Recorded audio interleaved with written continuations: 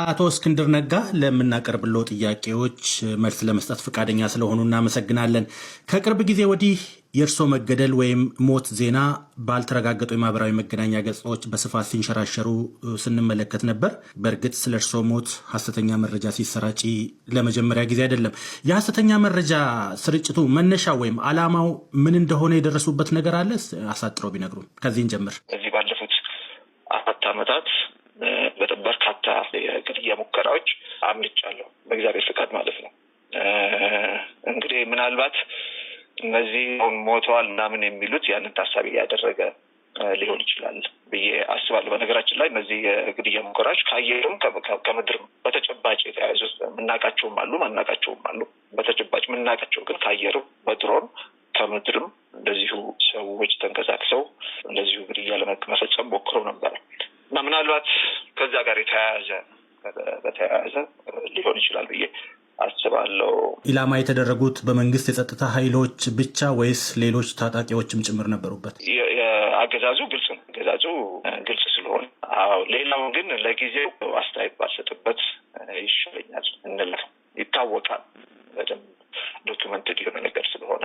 ያው በአባልነት መሳተፍ አንድ ነገር ነው። በንቅናቄ ውስጥ ሚናው ምንድን ነው? አሁን ተራ አባል ሆኜ ተንቀሳቀስኩኝ። ከፋኖም ከአማራ ውጭ የሆኑ ረጃጅም እጆች ገብተውበት ነበር እና እነዚያ ነገሮች ተደማምረው የሀሳብ ልዩነቱ እንዳልኩት ጎጠኝነቱ ከፋኖም ከአማራም ውጭ የሆኑ ረጃጅም እጆች ተደማምረው እኔ በአመራርነት ልቀጥል የማልችልበት ሁኔታ ነው የፈጠሩት።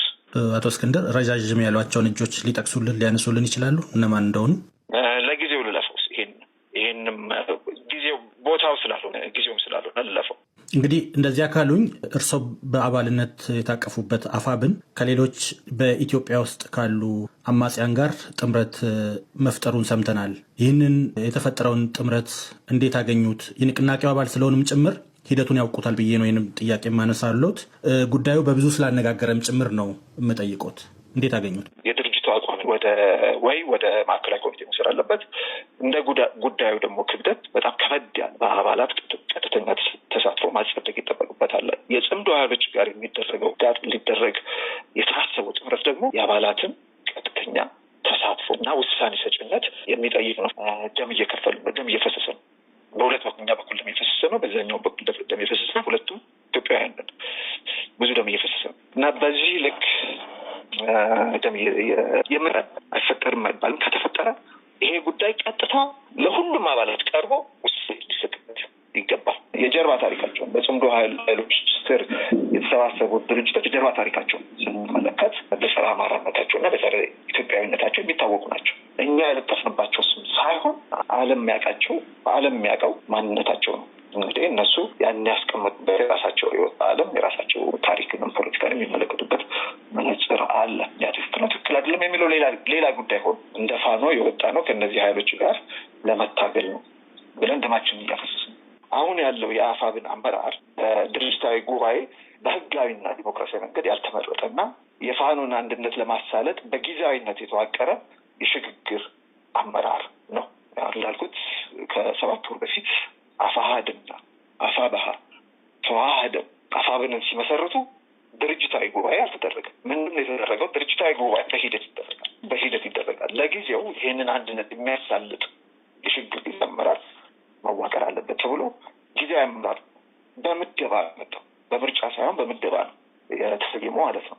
ስለዚህ ዋና የተሰጠው ተልዕኮ ይህን አንድነት ማሳለጥ ይሄ ተቀባይነት አለ። በጊዜያዊነት በተዋቀሩት የአፋብ አመራሮች ውሳኔ ከጽምዶ ኃይሎች ጋር ስምምነት ቢደረግ ይሄ ለታሪክና ለሕዝብ ግልጽ እንዲሆንልን ነው። ብዙሃኑ የአፋብን አባላት ምንም የምናውቀው ነገር እንደሌለ እና በውሳኔውም እንዳልተሳተፈ በግልጽ ሊቀመጥ ይገባል ማለት ነው። ምን ያህል የብዙሃኑን የንቅናቄውን አባላትና ታጣቂዎች ሀሳብ ያሟላ ነው ጥያቄያችሁ የሚለውን ቢመልሱልኝ።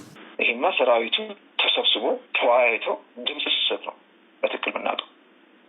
በቀኝም በግራም ያለው የኔ ነው በብዙሃኑ ብሎ ተጨባጭ እውነተኛው መልስ ላይ የምንደርሰው ሰራዊቱ ጋር ቀርቦ ውሳኔ ሲሰጥበት።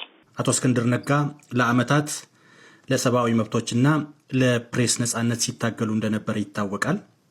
አሁን ደግሞ ከዚያም በኋላ ያው የፖለቲካ ፓርቲ መስርተውም በሰላማዊ መንገድ የፖለቲካ ትግል የማድረግ ሙከራ አድርገው ነበር። ከዚያ በኋላ አሁን ከአማራ ፋኖ ህዝባዊ ንቅናቄ ጋር አባል ሆኖ የመንቀሳቀስ ደረጃ ላይ ደርሰዋል። ከሀሳብ ትግል ወደ ትጥቅ ትግል ተሸጋግረዋል። ነገሮች እርስዎ ባሰቡት መንገድ እየሄዱሉ ናቸው ማለት ይቻላል ወይስ በውሳኔው ይቆጫሉ? በውሳኔ አልቆጭም። ለምን ወደ ትጥቅ ትግል ያስገባኝ የዲሞክራሲ ጥያቄ አይደለም። አንተ እንዳልከው ህይወት ሙሉ ለሙሉ የሰጠሁት ለዲሞክራሲ ትግሉ ነበር። ከአሜሪካ ከተመለስኩ በኋላ የታገልኩት ዋጋ የከፈልኩት በኢትዮጵያ ዲሞክራሲያዊ ስርዓት እውን እንዲሆን ነበረ። ከ2010 በኋላ ይሄ አሁን ያለው አገዛዝ ወደ ስልጣን ከመጣ በኋላ ከዲሞክራሲ ጥያቄ የበለጠ ጥያቄ ነበር። እሱ በሁለተኛ ደረጃ ያስቀመጠ ጥያቄ መጣ። እሱም የጄኖሳይድ ጥያቄ